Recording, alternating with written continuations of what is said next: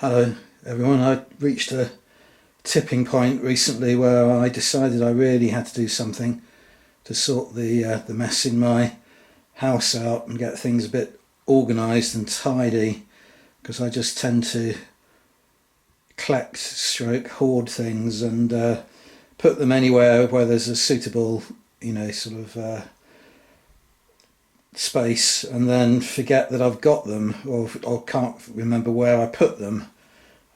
So recently I've uh, duplicated a purchase of some Wargames figures, and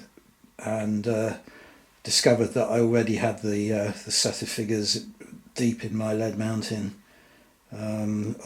tucked away underneath the table on the floor, that I bought about, I don't know, 6 or 7 years ago. And then I very nearly reacquired one of the supplements to Soldiers of Napoleon, the wars of the early coalitions, because I was sure I'd bought it, but I just could not find it anywhere. And in the end decided that my memory of buying it was a false memory, and was on the verge of purchasing it again on the internet when I just stumbled across it.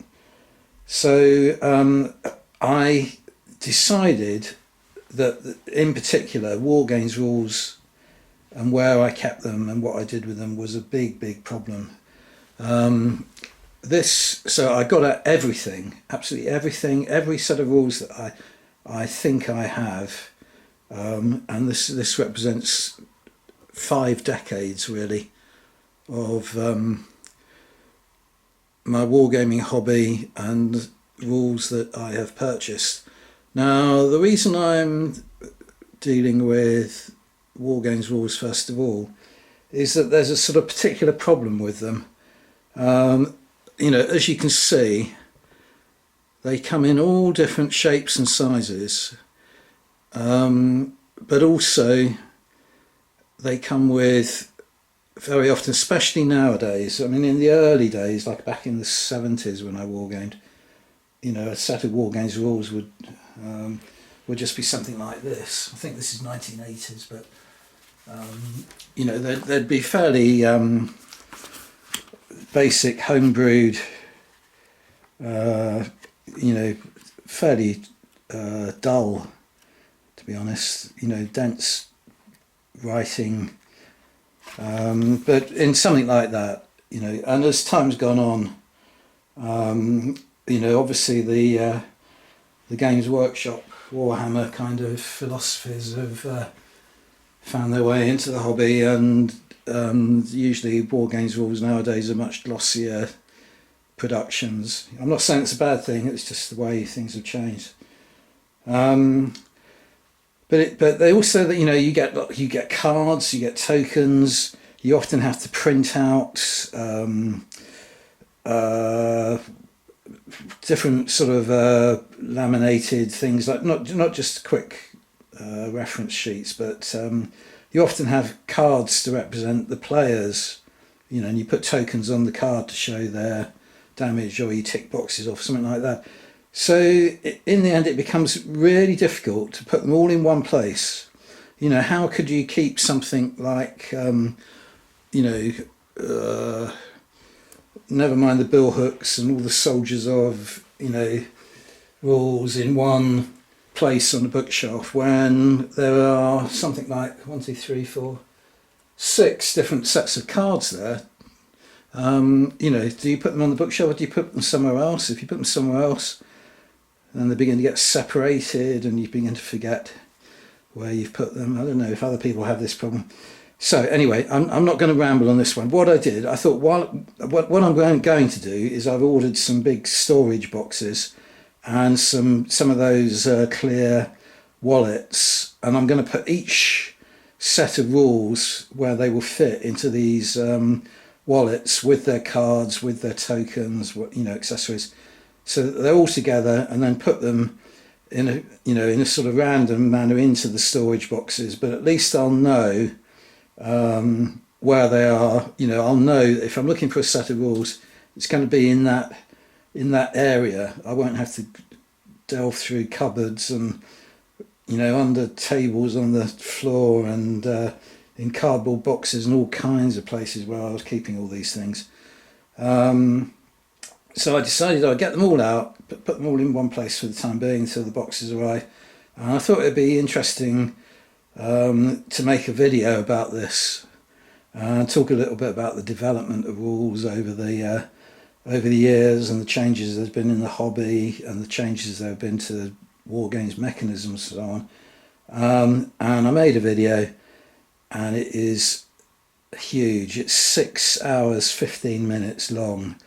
So I do like long videos. I'm reluctant always to break long videos up into sections and put them up, in sections, because then it gets very frustrating when a later section will get double the views of an earlier section, especially if I'm trying to put forward a kind of formulator, an argument or something like that. There's absolutely no point in people watching the later part of a long video and not watching the early part. So I'm quite happy to put long videos up, and it's I don't know whether it's different on Apple devices, but I find on my laptop that once you find you've run out of time and you can't watch a video, say you've got half an hour to watch a video and it's 2 hours long, just stop watching it, and if I come back to it on my laptop, it picks up at the point that I left off.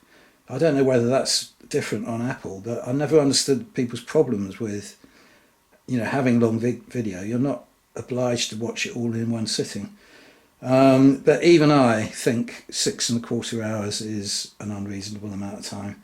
So what I'm going to do is make a sort of just give you a little short synopsis. I've already given you half of my synopsis by talking about the practical difficulties of storing Wargames Rules, which is one of the points I wanted to make. But I'm going to give you a very brief synopsis, and then I'm going to make comment. I'm going to enable comments on this video, and even if there's just one person who asks me to put this long 6¼ hour video up, then I will do so. There's nothing lost, but I've got it there. It's ready for people to watch. But I think people will, balk at that length of video. But I do go into a lot of depth, a lot of argument, a lot of controversy, maybe controversial, my opinions on different sets of rules. I found it interesting because I've come to a better understanding of the kind of Wargames rules that I personally like, and I completely appreciate that they might not be to everyone's taste, but it's how we form our taste in a way for different types of Wargames rules that I'm talking about. So anyway, in a nutshell, what I sort of say in this video is that I am nearly 70 years old now, and when I was a boy, boys played with toy soldiers, and back in the Edwardian era, that was the basis on which H.G. Wells formulated his Little Wars rules for toy soldiers. But there's a kind of an element there of transitioning from childhood play into a more kind of sophisticated, mature game as you get older. So as you get into your teens, it used to be the case that when I played, with little airfix soldiers, for instance, in my teens, it was almost kind of an embarrassment. Because you were still thought to be playing with toys, but in fact, the games that you were playing were actually becoming more sophisticated in their mechanisms and so on. So there was a development going on, and an improvement in the maturity of the play. So I and people of my generation and a little bit younger than me to an extent, playing war games is an attempt to recreate the sort of nostalgia, to revive that nostalgia of the fun we had playing with toy soldiers as a child. Only, the rules that we use are a lot more sophisticated and almost academic, you could say. Whereas later generations, something altered. I mean, the big thing that altered, as far as I can see, is Games Workshop and Warhammer. Do boys of 10 or 11 nowadays play with toy soldiers? I don't think they do, but they certainly play with Space Marines and all those kind of the Warhammer fantasy things, Age of Sigmar, that kind of thing. So the boyhood or the childhood experience has switched, and as those people mature, they don't really have any need to advance on from the Games Workshop universe, because the Games Workshop rules in themselves are quite sophisticated and represent a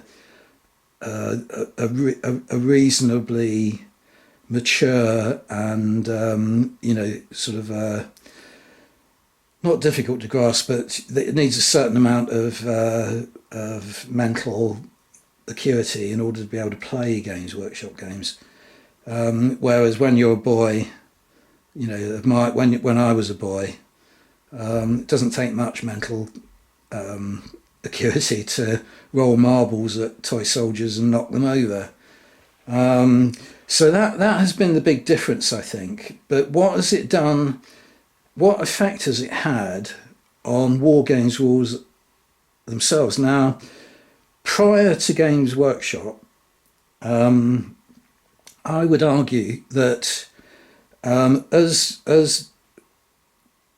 those toy soldier playing boys grew into adulthood and still wanted to carry on playing with lead and plastic soldiers, they created a need for rules that were going to represent the historical realism and accuracy of the period that they were playing.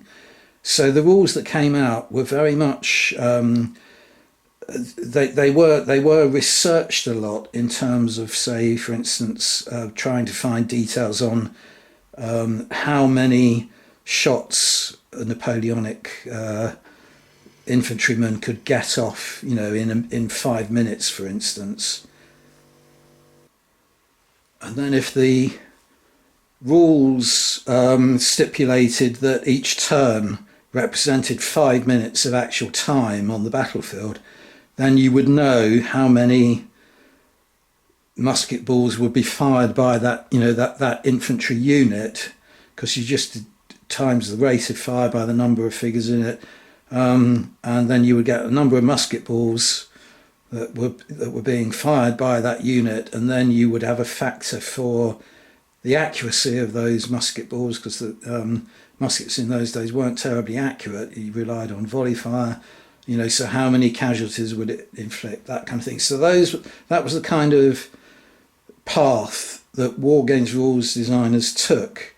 And what they were actually doing was producing simulations rather than games.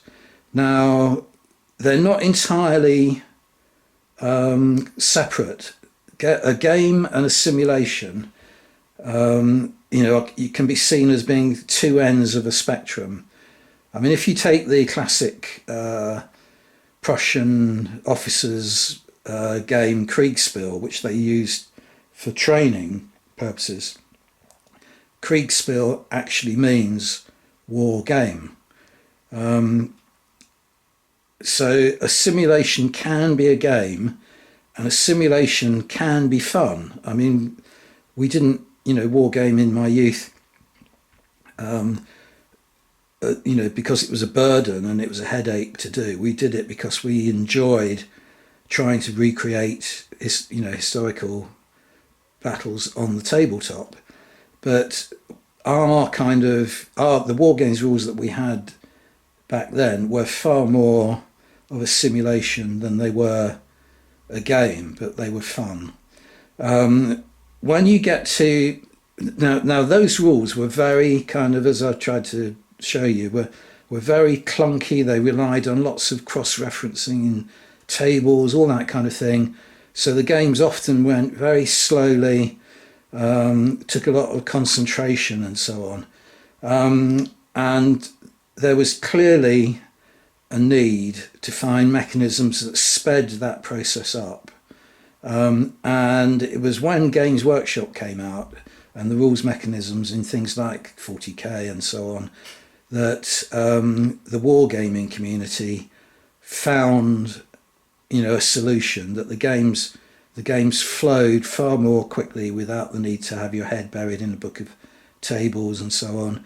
And there was an obvious and automatic crossover, so that rules began to, appear that took a lot of the kind of ideas and mechanisms from that, that world, and put them into the historical wargaming context. But what I would suggest is that there's still a kind of difference in mindset between my generation and the slightly younger people than me, and the generations that are coming through now, in that I am far more interested in accuracy and realism on the tabletop than a modern day player is, who might have grown up through, come up through the Games Workshop pathway. They're more interested in the game and how does this rules mechanism create a game that is fun to play, whereas my generation, I think, is more interested in how do we create a fun to play simulation on the table. And there is a massive difference. So you'll find that there's that crossover. So you have people coming out of the Games Workshop stable, like Rick Priestley, writing extremely good, historically based, war game sets of rules like Black Powder that I really enjoy. I'm not at all sniffy about Black Powder, even though I have contemporaries who just won't touch it because they don't want anything to do with, that Games Workshop taint, as it were.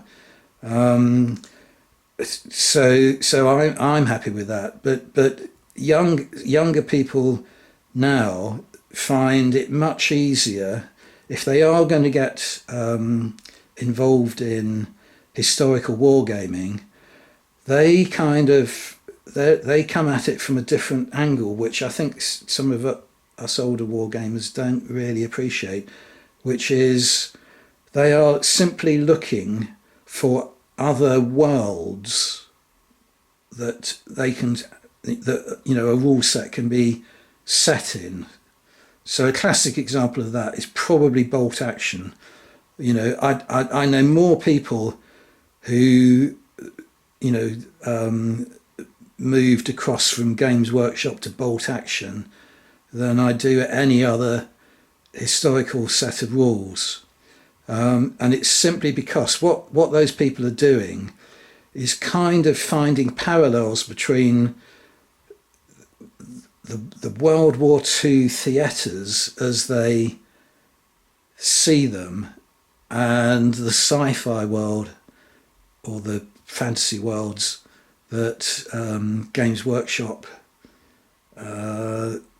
traditionally write rules for. So it's easy for them to switch when the game mechanisms are the same, and they can find parallels, say, without getting too kind of politically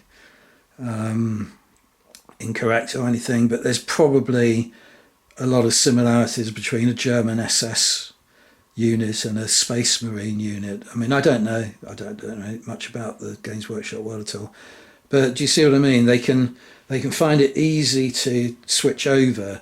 They're not coming at it from the point of view of an interest in history, which is what wargaming inspired in me. So they're not coming at it thinking, I'm really interested in the Napoleonic era. I want to read about it. I want to read history books, and that's different from reading about, reading Osprey books, that give you details on how to paint, uniforms and that kind of thing. It's actually reading about the period and understanding why the wars were fought and what the social conditions were in each country, all that kind of thing, and then going on and thinking, right, where can I find a set of rules that allows me to recreate that world on the tabletop. So the accuracy and realism thing is a bit of an odd, sort of concept as well, because you can have rules that accurately portray something that, was fictitious. Doesn't have to be, an accuracy in terms of, that soldier had so many buttons on their tunic kind of thing. It's, that bolt shooter or whatever it is, doesn't look right because it's the wrong shape or something, I don't know, that kind of thing. So accuracy and things can be realistic even though they're fantasy. Things can be accurate even though they're sci-fi. But it's rules that I like rules that produce credible situations and believable narratives. When units begin to do superhuman things and yet they're set in a world where superhuman capabilities weren't possible, then that's when I begin to think, no, these rules aren't for me. So anyway, I've probably spoken quite a long time already. As I say, all I really wanted to do was give you a brief overview. I don't think I've panned the camera around, have I? Showed you all these rules that I have. But in the 6.25 hour one, I go into virtually every rule set, talk about its strengths and weaknesses and so on, and why I like it or why I dislike it. And it's really hard to pull out of all this. I've had some great games with many of these rule sets, and obviously to pick out a favourite is hard when one set of rules might be suitable for a particular period and you have two favourite periods, or three or four, whatever. But I think if I were to give a prize for the rule set that has most impressed me over the years, it would be for this set of rules here. Sea Creek 5, Naval Warfare, 1880 to 1945. And the reason I would choose this is that it is, to my mind, it is the perfect balance between a very accurate simulation and a very playable set of rules. So even though it's almost an encyclopedia and it's packed full of data, you only need a small amount of that data in order to be able to play a game. So you don't need to read through the entire book every time you play a game. You just need to refer to, the details of a particular ship that you might have a model of on the table or something like that. And it's about 4 or 5 pages of this is all you need to read in order to be able to play a game of it. But it's absolutely packed full of data that gives you an accurate,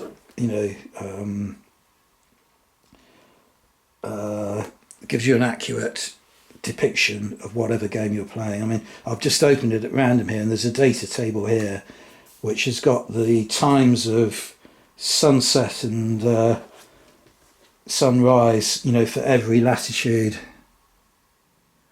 in the world, every area, so that if you've got a fictitious battle that happens to take place on a certain time of the year in a certain part of the world, how many hours of daylight you've got, but you only need to refer to that briefly in order to be able to reproduce it on the tabletop.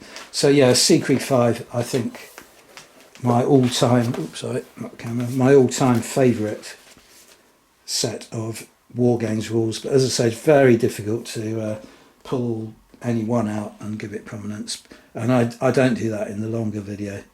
I I go into a lot more depth and praise a lot more of these rules as well, but I also have some rules that I won't name here that I absolutely loathe, even though they're very popular rules, and I try to talk in a sort of rational way about why I dislike them and why they're not my taste, but why I can understand maybe some people do like them. Anyway, I'll stop at that point, because the idea was to give you a very short video as a possible introduction to this longer one. And as I say, I'll enable comments, and if anybody, just one single person, leaves a comment saying, yeah, put it up and I'll watch it in bits or something like that, then I'll put it up. There's no harm done, because the video's made. And you might find things of interest in it that you can listen to while you're painting figures or something. Thanks for watching.